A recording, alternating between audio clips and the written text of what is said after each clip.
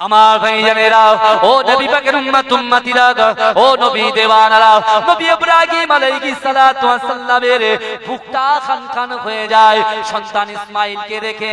হাজরা আলাইহিস সালাতু ওয়াস সালামকে রেখে আগে আগে যখন এগিয়ে যায়, ও যুবকেরা, ও নবী পাকের উম্মত উম্মতিরা, আম্মা জান এমন করে জিজ্ঞাসা করে, আপনি বলেন বলেন কাকে খুশি করার জন্য এই দুর্গম মরু প্রান্তরে আমাদের দুজনকে রেখে যান? ও যুবকেরা, ও নবী পাকের উম্মত উম্মতিরা, হযরত ইব্রাহিম আলাইহিস সালাতু ওয়াস সালাম যখন অনেকটা দূর পৌঁছে গেলেন, ঘাটটা ঘুরিয়ে মা হাজেরা আলাইহিস সালাতু ওয়াস সালামকে লক্ষ্য করে বললেন, আমি কাউ খুশি করার জন্য নয়, একমাত্র আমার আল্লাহ পাকের হুকুমে আমার আল্লাহকে খুশি করার জন্য তোমাদের দুজনকে আল্লাহর ঘরের পাশে রেখে গেলাম। কাকে খুশি করার জন্য? আল্লাহ। আমার ভাইজানেরা, ও নবী পাকের উম্মত উম্মতিরা, একটু ভালো করে বোঝার চেষ্টা করেন। বুখারী শরীফের মধ্যে অনেক বড় হাদিস বর্ণনা করা হয়েছে।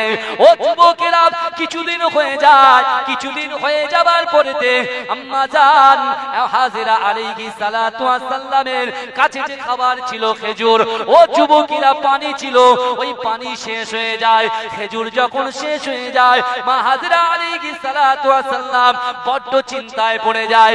ও যুবকেরা, যারা আল্লাহ ওলি হয়, যারা আল্লাহ বলা হয়, যারা রাসূলুল্লাহকে মহব্বত করে, যারা আল্লাহর উপরে বিশ্বাস রাখে, ও যুবকেরা, ও নবী পাকের উম্মত উম্মতিরা, যারা 5 ওয়াক্ত নামাজ পড়ে, জিকির করে, কোরআন তেলাওয়াত করে, বড়দেরকে সম্মান করে, ছোটদেরকে স্নেহ করে, ও যুবকেরা, এরকম মানুষ যদি দুনিয়ার মধ্যে কোনো মুসিবতের মধ্যে পড়ে যায়, আমার আল্লাহ পাক রব্বুল আলামিনের দিকে তাকিয়ে তারা যদি একটাবার আল্লাহর কাছে বলে, আল্লাহ পাক, এই দুর্গম মরু প্রান্তরে আমি হাতের আমার বাচ্চা ছেলে নিয়ে আছি, আল্লাহ আমাদের কাছে খেজুর নাই, খাবার নাই, পানি নাই, ও যুবকেরা, ও নবী পাকের উম্মত উম্মতিরা, আল্লাহ বলে, বান্দা উদউনি বাস্তাজিব লাকুম, ও বান্দা, যখন তোমরা কোনো মুসিবতে পড়বে, যখন তোমরা কোনো বালা মুসিবতে পড়বে, যখন তোমাদের কাছে কেউ থাকবে না, আমি আল্লাহ কোরআনের মধ্যে জানিয়ে দিলাম, ও বান্দা, আমি আল্লাহ পাক রব্বুল আলামিন, তোমরা আমার কাছে যাও, তোমরা আমার কাছে কুলুষিত মুক্ত অন্তর নিয়ে আমি আল্লাহর কাছে যেটা চাইবে, আমার রাসূলুল্লাহর মহব্বত যদি তোমাদের কলিজার মধ্যে থাকে, আমার রাসূলুল্লাহর ভালোবাসা যদি তোমাদের কলিজার মধ্যে অন্তরের মধ্যে থাকে, আমি আল্লাহ পাক তোমাদের ওই বড় বড় বিপদ থেকে হেফাজত করব, আমি আল্লাহ বাঁচিয়ে নেব। জোরে বলবেন না সুবহানাল্লাহ? ভাইজান, ভালো করে শুনে, হেদায়েত দেওয়ালা, হেদায়েত কোন এমপি দিতে পারে না, হেদায়েত কোন নেতা দিতে পারে না, কোন পীর সাহেব পীরজাদারা হেদায়েত দিতে পারে না। হেদায়েত দেওয়ালার মালিক কে? এই জোরে বলেন কে? হেদায়েত দেওয়ালার মালিক হলো আল্লাহ। অনেকে বলে হুজুর জলসা শুনছে পরিবর্তন হয় না। আমার রাসূলুল্লাহ তো আমাদেরকে রাস্তা দেখিয়ে গেছে, সেই রাস্তায় আমরা হাঁটবো, কিন্তু বর্তমান সময়ে রাসূল কিন্তু সুন্দর করে একে সাহাবাদেরকে একে একে বুঝিয়েছেন। আল্লাহর রাসূল পেন নিয়ে, আমার রাসূল দাড়ি দিয়ে বুঝিয়ে গিয়েছেন। কিন্তু আমার ভাইরা, ভালো করে বোঝার চেষ্টা করুন, আজকে দুনিয়ার জমিনে আমরা লোক এমন ভাবে আমাদেরকে আকৃষ্ট করেছে, লোভ এমন ভাবে আমাদেরকে গ্রাস করে ফেলেছে, দুনিয়ার মোহে থেকে, দুনিয়ার লোভ লালসা থেকে আমরা এই বেড়া জাল থেকে আর বেরোতে পারছি না।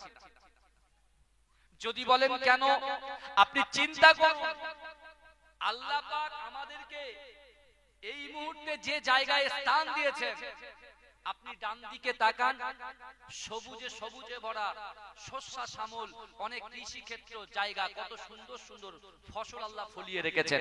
কথা ঠিক বলছি না ভুল বলছি? ডান দিকে তাকাবেন, ফসল দেখতে পাবেন, পিছনে তাকাবেন, ফসল দেখতে পাবেন, সামনে তাকাবেন, ফসল দেখতে পাবেন, বাঁ দিকে তাকাবেন, ফসল দেখতে পাবেন। কিন্তু আমার ভাইরা, নবী ইব্রাহিম আলাইহিস সালাতু ওয়াস সালাম নবী ইসমাঈলকে যখন কাবা ঘরের পাশে এসে গেছিল, ডান দিক বাঁ দিক সামনে পিছনে শুধু মরু প্রান্তর, আর কিছু নেই, না কোনো ফসল ছিল, না কোনো খাবার জায়গা ছিল, কিছুই ছিল না। কিন্তু একটু ওই দিন থেকে আমাদের ওই বিষয়টা নিয়ে ভালো করে এই মাথার মধ্যে ভাবতে হবে, চিন্তা করতে হবে। আজকে যখন আমরা খাওয়া পাচ্ছি হাতের কাছে, যা চাইছি সব পেয়ে যাচ্ছি সাথে সাথে। কিন্তু আমার ভাই জানেরা, তখন নবী ইসমাঈল আলাইহিস সালাতু ওয়াস সালাম যখন দুধের শিশু ছিল, বাচ্চা ছিল, সেই সময়ে যখন তাদের পানি ফুরিয়ে গিয়েছিল, খেজুর ফুরিয়ে গিয়েছিল, তখন হযরত নবী ইসমাঈল আলাইহিস সালাতু ওয়াস সালাম খুব তৃষ্ণা পেল, ছটফট করছে, পানি নেই, পানির অভাবে মায়ের স্তন শুকিয়ে যাচ্ছে। কি করবে মা হাজরা, কি করবে? কোন বাপের কোলে যদি সন্তান ইন্তেকাল করতে দেখা যায়, কোন মায়ের কোলে তার বাচ্চা যদি ক্ষুধার তাড়নায় ছটফট ছটফট করে, সেই মা কি শান্তিতে থাকতে পারে? সেই বাপ কি শান্তিতে থাকতে পারে? বাপ বাইরে গিয়েছে, হঠাৎ ফোন গিয়েছে সন্তান অসুস্থ। বাপ যদি বাপের মতো হয়, বাপের কলিজার মধ্যে যদি সন্তানের মহব্বত থাকে, তাহলে সেই বাপ কিন্তু আর বাইরে থাকতে পারে না, ছুটে বাড়িতে চলে আসে। কথা ঠিক না ভুল? মায়ের কোলে ইসমাঈল আলাইহিস সালাতু ওয়াস সালাম যখন ছটফট ছটফট করছে, নবী ইব্রাহিম আলাইহিস সালাতু ওয়াস সালামের স্ত্রী আম্মা জান হাজেরা, তিনি কষ্টে চোখ দিয়ে দর করে পানি পড়ছেন, কি করবেন বুঝতে পারছেন না। আমার ভাইরা, তিনি কি করলেন? ছুট দিলেন, মরু প্রান্তরে ছুটে সামনে একটা পাহাড়, যে পাহাড়টার নাম হলো সাফা মারওয়া। হাজী সাহেবরা যারা হজে গিয়েছেন তাদেরকে জিজ্ঞাসা করবেন, সাফা মারওয়া 7 বার সাই করতে হয়। কথা ঠিক বললাম না ভুল বললাম? 7 বার ছুটতে হয়। মা হাজরা আলাইহিস সালাতু ওয়াস সালাম 7 বার করে এমন করে ছুটতে লাগলেন, আর একবার করে উকি মারতে লাগলেন কোন দিকে? সন্তানটা ঠিক আছে কিনা। কিন্তু আল্লাহর দয়া হয়ে মা হাজরা আলাইহিস সালাতু ওয়াস সালাম কোন মানুষের কাছে মাথা নত করেনি। তিনি কখনো তার মাথার মধ্যে চিন্তা ভাবনা এরকম আসেনি যে অন্য কেউ আমাকে সাহায্য করতে পারে, অন্য কেউ আমাকে হেল্প করতে পারে।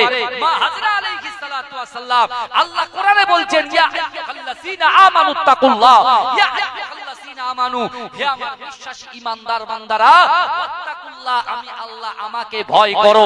মা হাজরা আলাইহিস সালাতু ওয়াস সালাম আল্লাহকে ভয় করে, আল্লাহকে বিশ্বাস করে সাফা মারওয়া ঘুরছেন। তিনি হঠাৎ করে দেখতে পেলেন যে যেখানে নবী ইসমাঈল আলাইহিস সালাতু ওয়াস সালাম আছে, ওই জায়গায় পাখিগুলো ঘুরে বেড়াচ্ছে। জোরে বলুন না সুবহানাল্লাহ। এই জোরে বলা যাবে? এটা চিৎকার দিয়ে বলা যাবে? ভালো করে বোঝেন। মা হাজরা আলাইহিস সালাতু ওয়াস সালাম ছুটে চলে আসলেন কোথায়? কাবা শরীফের পাশে। এসে দেখতে পাচ্ছেন তিনি যে পানির অভাবে ছুটেছিলেন, আল্লাহ পাক রব্বুল আলামিন নবী ইসমাঈল আলাইহিস সালাতু ওয়াস সালামের ঠিক পায়ের দিক থেকে আল্লাহ জমজম কূপটাকে আল্লাহ প্রবাহিত করলেন। জোরে বলুন না সুবহানাল্লাহ। আল্লাহ জমজম কূপটাকে আল্লাহ সৃষ্টি করলেন। জোরে বলবেন ভাইজান।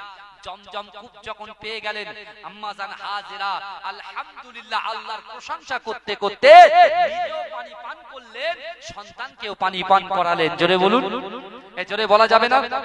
এখন ভালো করে বুঝবেন, এরকম একটা সময়ে, এরকম একটা সিচুয়েশনে বুখারী শরীফের হাদিসের মধ্যে এসেছে, কিছু কাফেলা ওই রাস্তা দিয়ে তারা উট নিয়ে এমন করে বড় পুটলি পাটুলি বেঁধে ওই জায়গা দিয়ে যখন যাচ্ছেন, ওরাও পানির তালাশে ছিল।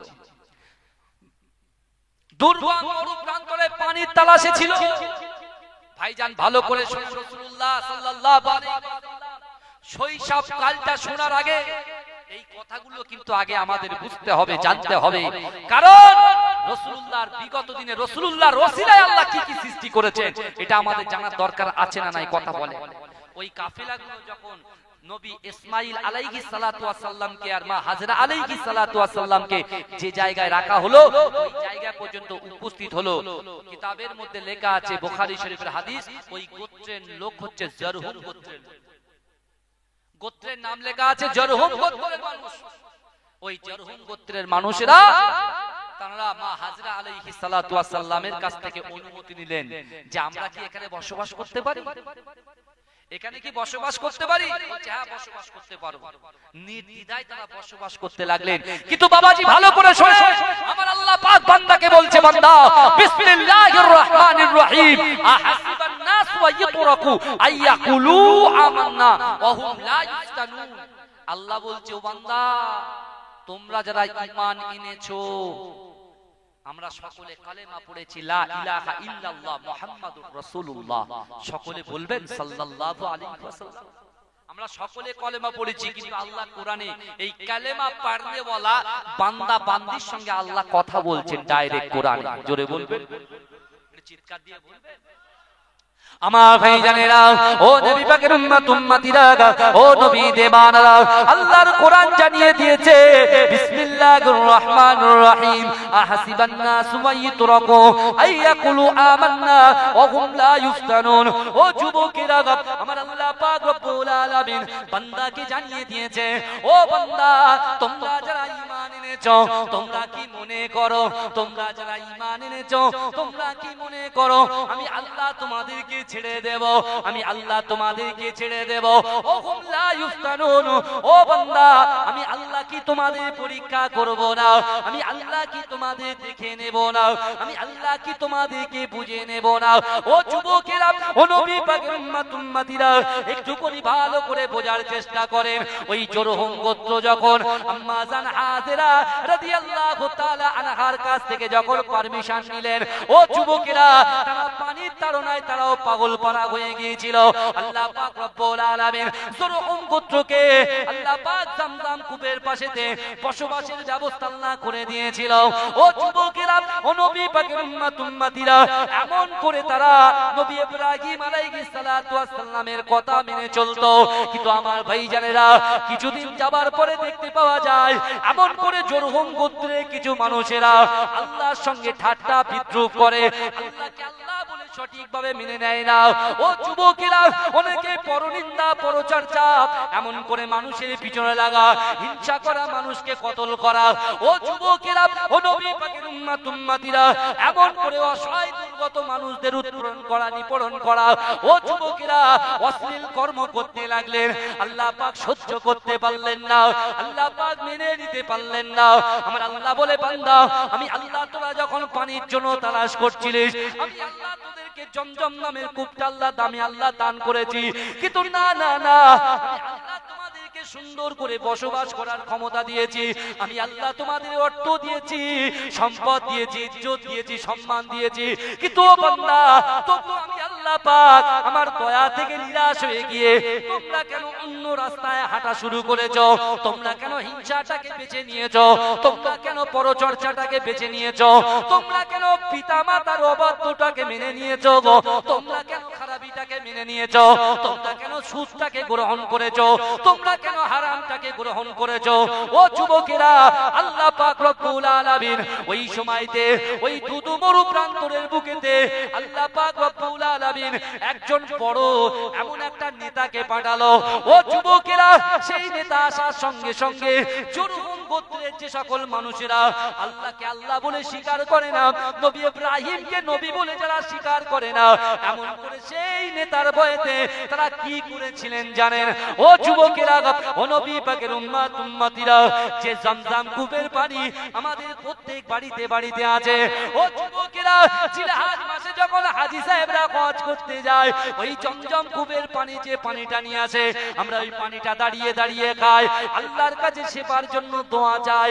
কিন্তু ও নবী পাকের উম্মত উম্মতিরা, আমার রাসূলুল্লাহ দুনিয়ার জমিনে আসার আগে ওই জমজম কূপটা ওই জরহুম গোত্রের একজন ব্যক্তি, ওই জরহুম গোত্রের একজন ব্যক্তি পুরো জমজম কূপটাকে দুটো সোনার হরিণ দিয়ে, ও যুবকেরা, তাদের পোটলা পুটলি দিয়ে, তাদের মাল সামান দিয়ে ওই জমজম কূপটাকে একেবারে বন্ধ করে দিয়ে নিশ্চিহ্ন করে দিয়েছিল।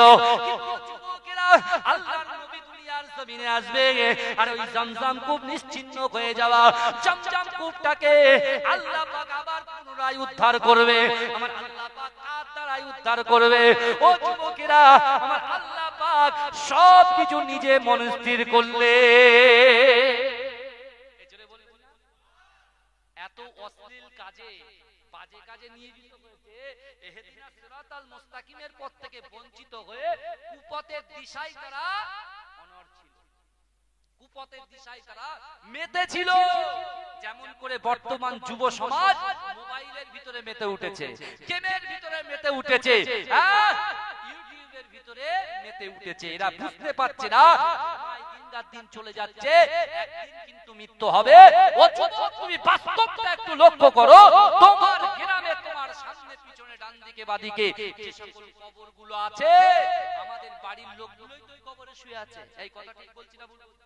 কতবার গিয়েছি জিয়ারত করতে, কবর জিয়ারত করতে কতবার গিয়েছি, সামনে প্রমাণ দিয়ে যাচ্ছি, শোনে কতবার যাচ্ছি।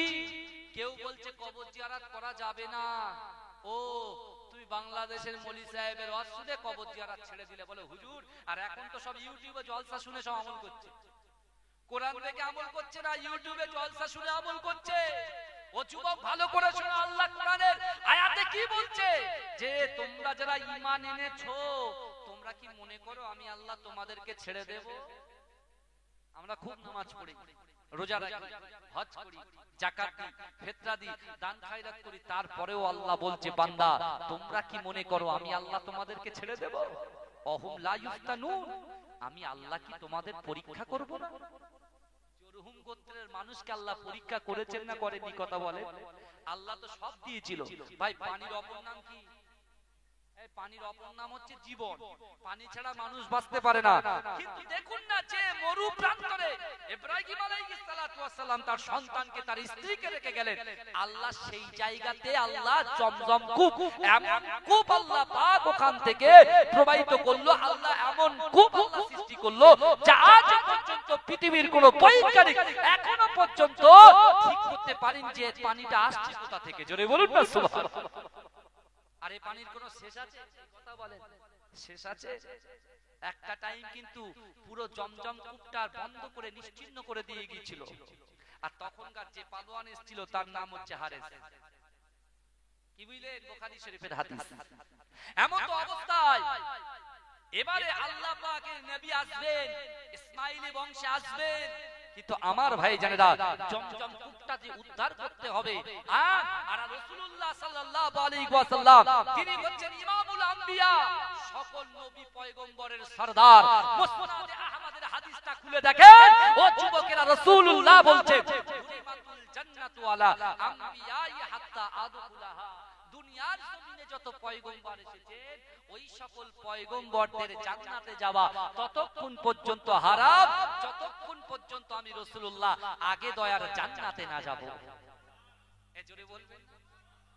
এই যে রাসূলুল্লাহ শান, মান, ইজ্জত শুনতে এসেছি, যে রাসূলুল্লাহ সম্মান আল্লাহ দিয়েছেন, যে রাসূলুল্লাহর ইজ্জত শোনার জন্য আমরা এখানে বসেছি দলবদ্ধভাবে, যে মানুষগুলো আমরা রাসূলুল্লাহর উম্মত বসে আছি, আমার রাসূলুল্লাহ সবার আগে।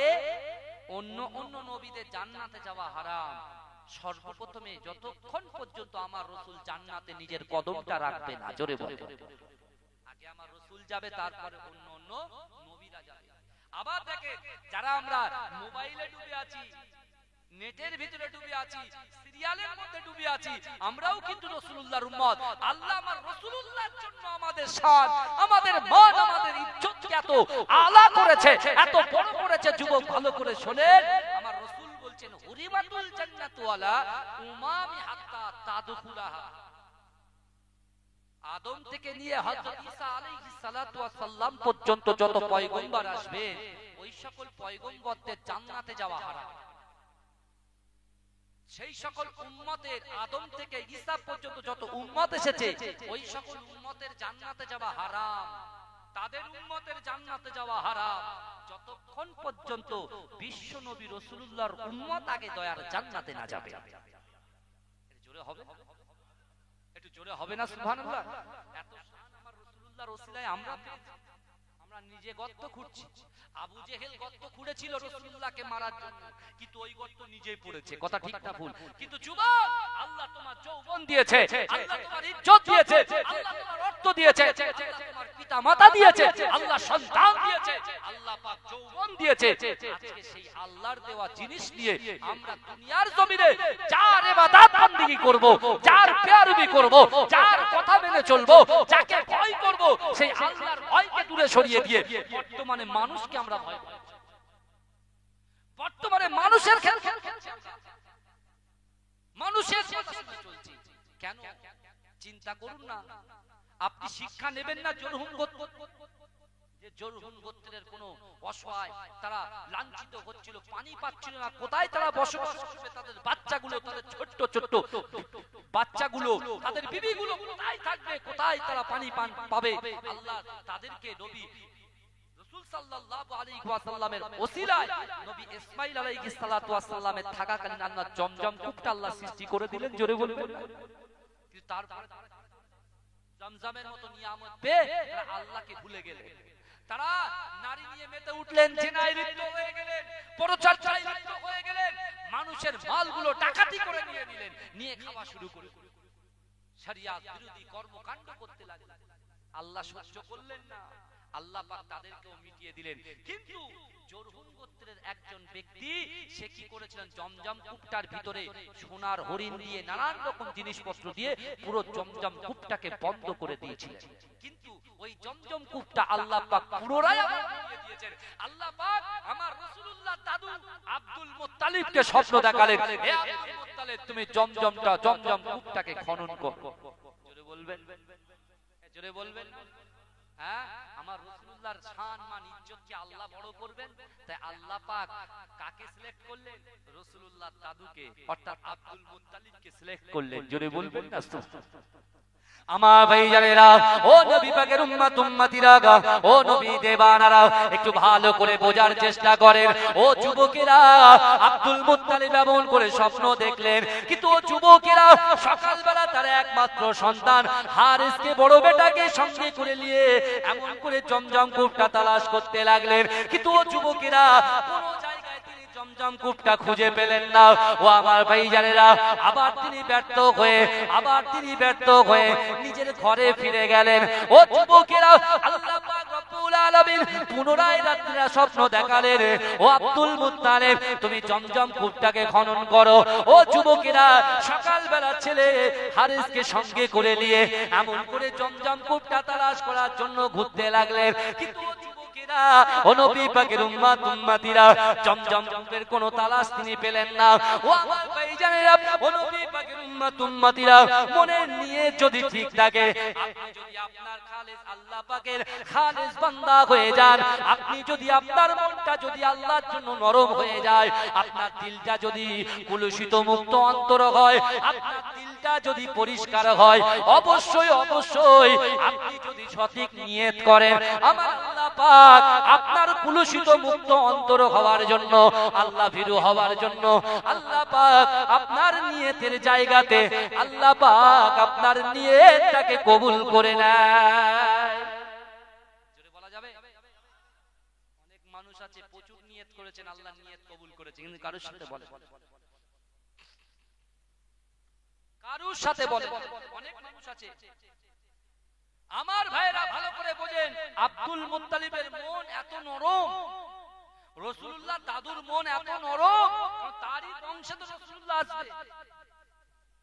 হ্যাঁ, তিনি পরের দিনে আবার তিনি মনে মনে ছেলে হারিসকে, একটা মাত্র ছেলে হারিসকে সাথে করে নিয়ে ঘুরছে ক্লান্ত হয়ে শুয়ে আছেন। আল্লাহ পাক স্বপ্ন দেখালেন এই আব্দুল মুত্তালিব পরের দিনে যেখান থেকে পিঁপড়ে বার হবে, যেখান থেকে ছোট্ট ছোট্ট পাখিগুলো যে জায়গা থেকে উড়বে আবার বসবে, ওই জায়গাটা গিয়েই তুমি তোমার কোদালটা চালাও, অবশ্যই তুমি পেয়ে যাবে।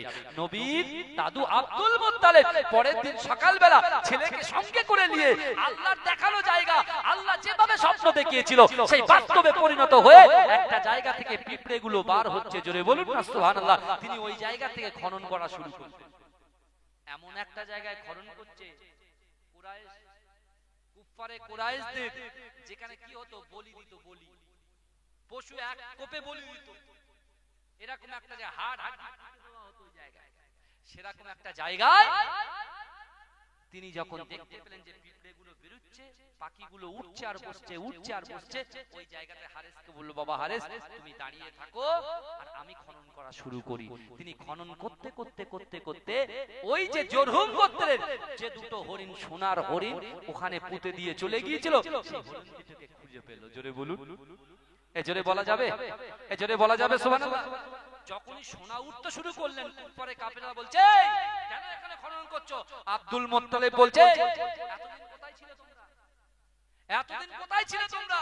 যখনই আল্লাহ আমার একটা নির্দেশ, আল্লাহর নির্দেশ পেয়ে আমি এখানে এসেছি, তোমরা কেন আমাকে ডিস্টার্ব করছো? বলে না, এটা আমাদের ভাগ আছে। বলছে এটা হতে পারে না, জোর দেখাচ্ছে।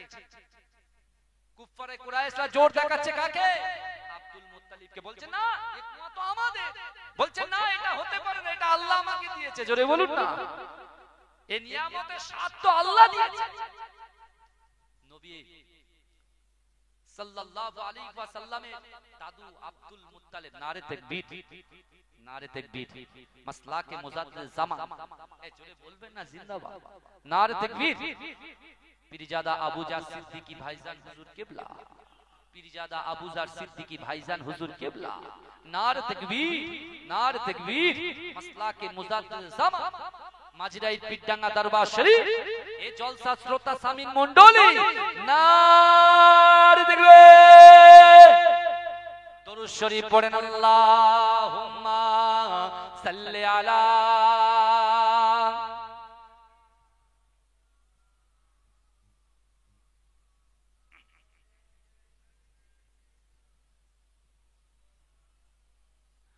গড়েছো তুমি এই পৃথিবী জাহান, আল্লাহ মহান তিনি, আল্লাহ মহান। গড়েছো তুমি এই পৃথিবী জাহান, আল্লাহ মহান তিনি, আল্লাহ মহান। আল্লাহ মহান তিনি, আল্লাহ মহান, আল্লাহ মহান তিনি, আল্লাহ মহান। তুমি হাসাও, তুমি কাঁদাও, তুমি হাসাও, তুমি কাঁদাও, অন্ধ বোবাকে রিজিক যোগাও। তুমি হাসাও, তুমি কাঁদাও, অন্ধ বোবাকে রিজিক যোগাও। করলে হাহাকার তৃষ্ণা পিপাসার, মিষ্টি পানিতে প্রাণটা ভেজাও। হয়নি হবে না তোমার সমান, আল্লাহ মহান তিনি, আল্লাহ মহান। আল্লাহ মহান তিনি, আল্লাহ মহান, আল্লাহ মহান তিনি, আল্লাহ মহান। সূর্য ওঠে রোজ পূর্ব আকাশে, সূর্য ওঠে রোজ পূর্ব আকাশে, জ্যোৎস্না ছড়াই চাঁদ রাত্রি আকাশে। সূর্য ওঠে রোজ পূর্ব আকাশে, জ্যোৎস্না ছড়াই চাঁদ রাত্রি আকাশে। অশান্ত এই মন শান্ত হয়ে যায়, অশান্ত এই মন শান্ত হয়ে যায়, তোমারই দেওয়া বৃষ্টি বাতাসে, তোমারই দেওয়া বৃষ্টি বাতাসে। হয়নি হবে না তোমার সমান, আল্লাহ মহান তিনি, আল্লাহ মহান। আল্লাহ মহান তিনি, আল্লাহ মহান, আল্লাহ মহান তিনি, আল্লাহ মহান। আল্লাহ মহান তুমি, আল্লাহ মহান।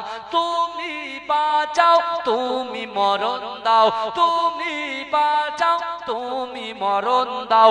পড়লে বিমারে তুমি শেফা দাও, তুমি হাসাও, তুমি কাঁদাও। তুমি বাঁচাও, তুমি মরণ দাও। পড়লে বিমারে তুমি শেফা দাও।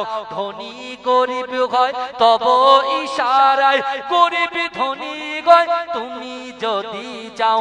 হয়নি হবে না তোমার সমান, আল্লাহ মহান তিনি, আল্লাহ মহান। আল্লাহ মহান তিনি, আল্লাহ মহান, আল্লাহ মহান তিনি, আল্লাহ মহান। আল্লাহুম্মা সাল্লি আলা।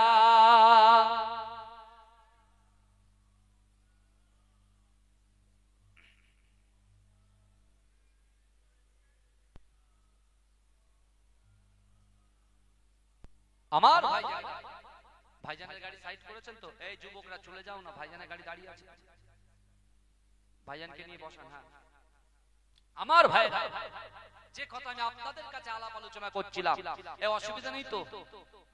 অসুবিধা হচ্ছে না তো? তাকবীর দেন তো, নারে তাকবীর। পিছনের লোকরা চুপ করে বসে আছে।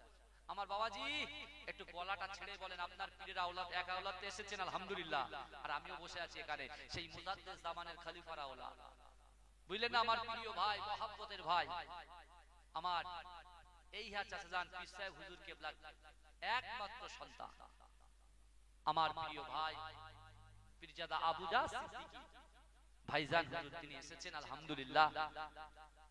যথা সময়ে ঠিক চলে আসবেন। কিন্তু আমার ভাইরা যে কথা আমি বলছিলাম, আল্লাহ কিন্তু বান্দাকে বলছে বান্দা পরীক্ষা করে। এবারে যখন আব্দুল মুত্তালিব পুরো সব কিছু খনন করা শুরু করলেন, জমজম কূপ যখন পেয়ে গেলেন, ও যুবকেরা শুনেন না, সেই সময়তে কি করলেন, এমন করে নবী রাসূল সাল্লাল্লাহু আলাইহি ওয়াসাল্লামের দাদু আব্দুল মুত্তালিবকে সবাই ঘেরাও করে ফেললেন। একা আব্দুল মুত্তালিবের একটা সন্তান হারেস একাই দাপিয়ে রেখেছে। তিনি কি করলেন, সেই সোনার হরিণ দুটো কাবা ঘরে টাঙিয়ে দিলেন। বুঝতে পেরেছেন? কাবা ঘরে টাঙিয়ে দিয়েছেন। এমন তো অবস্থায় এবারে কুফারে কুরাইশরা বলছেন, এ আব্দুল মুত্তালিব এটা হতে পারে না, এই জমজম কূপের দায়িত্ব কে নেবে, এ ঠিক করবে। একজন পাদ্রীর কাছে যেতে হবে, গণকের কাছে যেতে হবে, গণকের কাছে একজন গণকের কাছে যেতে হবে। তা গণকের কাছে যেতে হবে। আব্দুল মুত্তালিব ঠিক আছে চল, কোন গণকের কাছে? বলে ওই দুর্গম মরু প্রান্তর অতিক্রম করে একজন মহিলা আছে, তার কাছে তিনি যেটা বলবেন সেটা আমরা করতে রাজি। বলে ঠিক আছে চলো। আল্লাহ শান দেখে, এই আল্লাহ পাকের শান দেখেন, আল্লাহ কি না পারে। আমরা নামাজের মাসাল্লায় বসেছি, বসে একবার আল্লাহকে বলেছি, আমরা শুধু বাপেরকে বলছি আব্বা যান মোবাইল কিনে দেয়, বন্ধুকে ফোন করে বলছি বন্ধু 500 টাকা ফোন পে মেরে দে না। বলে কেন? বলে একটা নেট ভরবো 2GB ফ্রি। কিন্তু যুবক তুমি বোঝার চেষ্টা করো, একটা মোমবাতি জ্বালাবেন, আমার যুবকদের আজকে যাবেন একটা মোমবাতি কিনবেন, মোমবাতিটার সামনে বসে থাকবেন, দেখবেন কিছু সময় পরে মোমবাতিটা পুরো নিশ্চিহ্ন হয়ে গেছে। কিন্তু আমাদের সময়টা এমন ভাবে গড়িয়ে যাচ্ছে, আমরা দুনিয়ার মোহে পড়ে জওয়ানি শক্তি পেয়ে আমরা সেই সময়ের মূল্যায়ন করতে পারিনি, আস্তে আস্তে ফুরিয়ে যাচ্ছে। যারা বয়স্ক হয়ে গেছে আমার বাবাজিগুলোকে জিজ্ঞাসা করো, রাত হলে তারা ঘুমাতে পারে না, এই হয়তো আজ রাত চলে আসছে। এই কথা ঠিক বলছি না ভুল বলছি? এই আগেকার মানুষ 300 350 বছর বাঁচত। রাসূলুল্লাহর একজন সাহাবা যার নাম সালমান ফারসি 450 বছর বেঁচেছে। কত বছর? 450।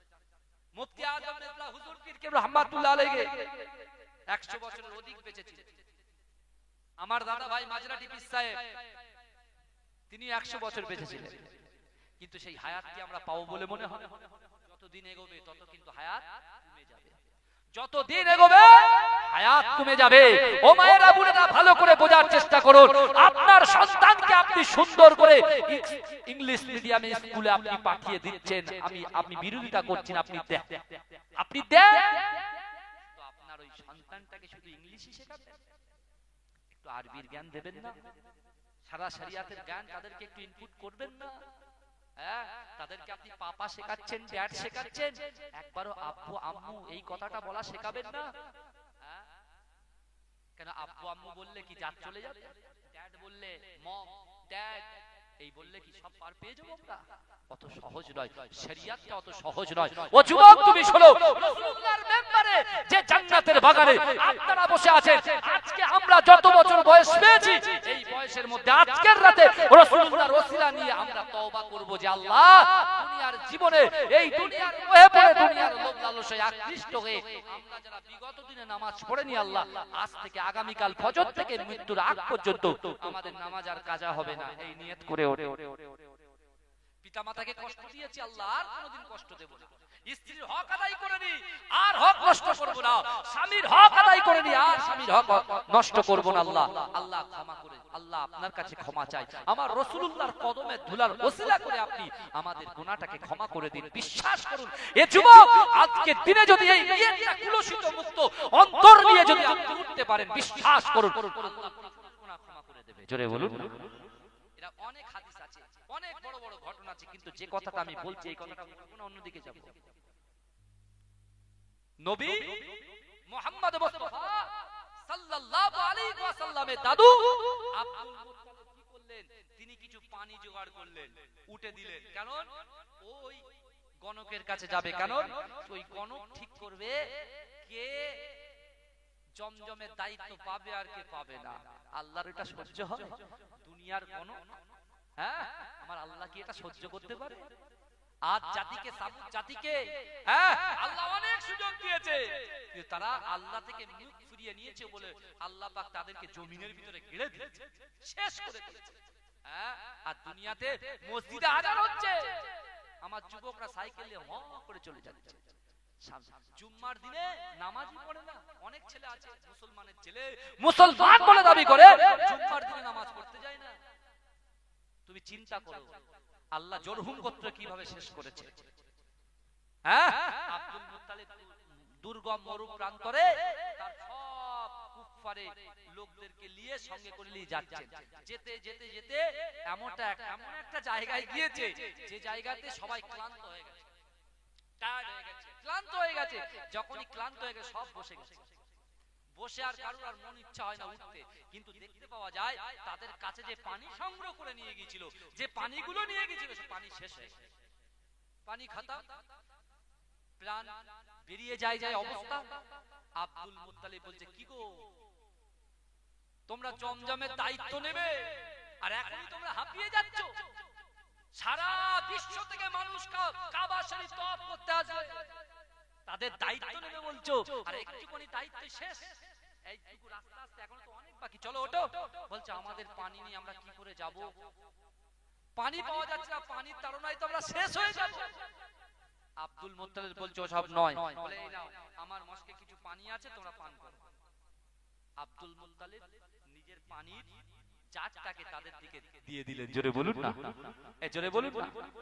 কিন্তু ওই পানি শেষ হলে উনিও ক্ষতিগ্রস্ত হতে পারে, কিন্তু দয়া দেখেন, দিয়ে দেওয়ার পরে এবারে সকলে একটু উঠতে চেষ্টা করলেন, উঠে কিছুটা যেই উঠে পড়লেন, এমন তো অবস্থায় আল্লাহর শান, আল্লাহর মান, আল্লাহর ইজ্জত, আল্লাহ পাক রব্বুল আলামিন, ইন্নাল্লাহা আলিমুন খাবীর, সব খবর আল্লাহ জানেন। রাতের অন্ধকারে দিনের আলোতে, প্রকাশ্যে অপ্রকাশ্যে, জাহিরিতে বাতিনিতে, রাসূলুল্লাহর উম্মত আমরা, আল্লাহর বান্দা, আল্লাহর বান্দি আমরা, যা কিছু গুনার কাজ করি আল্লাহর কাছে ধরা আছে, আল্লাহও সব কিছু দেখছেন। আল্লাহ বলছেন অহুয়া মাকুম আইনা মা কুনতুম, বান্দা তোমরা যেখানে আমি আল্লাহ সেখানে। জোরে বল, আল্লাহ বলছে বান্দা আমি যেখানে তো তোমরা যেখানে আমি আল্লাহ সেখানে। আব্দুল মুত্তালিব যেই উঠলেন, আল্লাহ সাথে সাথে ওই জায়গা থেকে পানির ফোয়ারা তুলে দিলেন। জোরে বলে, এই জোরে বলে, আব্দুল মুত্তালিব যেই উঠলেন, কোথা থেকে? ওই দুদু মরু প্রান্তর থেকে, যেখান থেকে উঠলেন, সবেমাত্র ওর উটের পাটা যেখান থেকে উঠলো, সেখান থেকে দেখা যাচ্ছে পানির ঝর্ণা প্রবাহিত হতে লাগলো। জোরে বলুন না। কুরাইশরা দেখে অবাক, ওদিকে জমজম কূপ আব্দুল মুত্তালিব খনন করে বার করে, আবার এদিকে আব্দুল মুত্তালিবের উটের পায়ের থেকে আল্লাহ পানি বর্ষণ করে দিয়েছে। তখন বলছে আমরা আর দুনিয়ার কোন গণকের কাছে যাব না, আমরা সকলে একই জায়গায় স্থির, এই জমজম কূপের দায়িত্ব আপনার হাতে আমরা দিলাম। জোরে বলুন না, এই চিৎকার দিয়ে বলুন। ওই দিনকে আব্দুল মুত্তালিব আল্লাহর কাছে কাবা ঘরের পাশে যে আল্লাহ আপনি আমাকে 10টা সন্তান দান করেন। কটা? কেন? আল্লাহ আমি যখনই কোনো কাজ করতে যাই কুফফারে কাফেররা আমাদেরকে বাধা দেয়। হ্যাঁ, আমার একটা সন্তান নিয়ে আমি জমজম কূপটা করতে হিমশিম খেয়েছি, কিন্তু আমার যদি দলে ভারী অনেক সন্তান হয় তাহলে কেউ আর আমার সঙ্গে ঝগড়া করতে পারবে না। আল্লাহ কোরআনে বলছেন ওয়ালা তানাজাউ ফাতাফসালু ওয়া তাযহাবা রিহুকুম ওয়াসবিরু। আল্লাহ বলছে তোমরা একে অপরের সাথে ঝগড়া বিবাদ করো না, তোমরা একে অপরের সঙ্গে ঝগড়া বিবাদ করো না, কারণ তোমরা বিচ্ছিন্ন হয়ে যাবে। 7 ভাই যদি একে হাতে হাত দিয়ে থাকি, পৃথিবীর কোন শক্তি তাদেরকে টলাতে পারে? এই কথা বলে আপনি ভাই ভাই, গ্রামে একজনের ভাই 3টে আর একজনের ভাই 7, 3টে যদি 7টার কাছে আসে পারবে? এই কথা বলেন, পারবে না। কিন্তু ওই আব্দুল মুত্তালিব আল্লাহর কাছে দোয়া করেছিলেন আর বলেছিলেন আল্লাহ আপনি যদি আমাকে 10টা পুত্র দান করে, তার ভিতরে একটাকে আমি কিন্তু আপনার নামে উৎসর্গ করব, আমি আপনার নামে উৎসর্গ করব।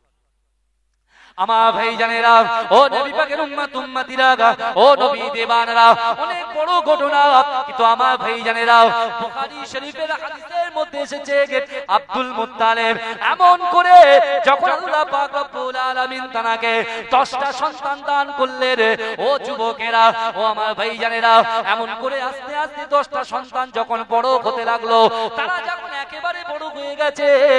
একদিন সকালবেলা আব্দুল মুত্তালিব তার 10টা সন্তানকে এমন করে একত্রিত করলেন, তার মনের কথা বললেন, ও আমার ছেলেরা তোমরা শোনো, এমন একটা দিন এসেছিল কাবা শরীফের পাশে আমি আল্লাহর কাছে 10টা ছেলের জন্য বলেছিলাম, আল্লাহ পাক রব্বুল আলামিন আমি আব্দুল মুত্তালিবের চাওয়াটাকে কবুল করে নিয়ে তোমাদেরকে 10টা সন্তান আমি আব্দুল মুত্তালিবকে আল্লাহ দিয়েছে, কিন্তু না না না না, এই 10টার মধ্যে একজনকে আমি আল্লাহর কাছে উৎসর্গ করব, আল্লাহর কাছে জবাই করব। ও যুবকেরা, ও নবী পাকের উম্মতিরা, একটু ভালো করে বোঝার চেষ্টা করেন। বিশ্বনবী রাসূলুল্লাহর আব্বাজান বিশ্বনবী রাসূলুল্লাহর আব্বাজান আব্দুল্লাহ, ও যুবকেরা, ও নবী পাকের উম্মতিরা, মক্কার জমিনে আল্লাহর রাসূলের আব্বাজান আব্দুল্লাহ এমন করে তিনি এত সুন্দরভাবে মানুষের সঙ্গে আচার আচরণ করেছিলেন, এমন সুন্দর ব্যবহার করেছিলেন। ও যুবকেরা, মক্কার মানুষেরা রাসূলুল্লাহর আব্বাজানকে একদিন না দেখে তারা কেউ থাকতে পারত না। আব্দুল মুত্তালিবের অর্থাৎ রাসূলুল্লাহর দাদুর যে 10টা সন্তান, এই 10টা সন্তানের ভিতরে সবথেকে ছোট সন্তানটা হলো আব্দুল্লাহ, আমার রাসূলুল্লাহর আব্বা। জোরে বলুন না, জোরে বলেন না সুবহানাল্লাহ। কিন্তু আমার রাসূলুল্লাহর আব্বা যাবের আচার আচরণ, তার ক্যারেক্টার, তার চরিত্র এত সুন্দর, এত মাধুর্য ছিল যে মক্কার মানুষেরা তাকে একবার দেখার জন্য লালায়িত হয়ে থাকে যে কখন আব্দুল্লাহকে দেখবে। এখন সকলে সম্মিলিত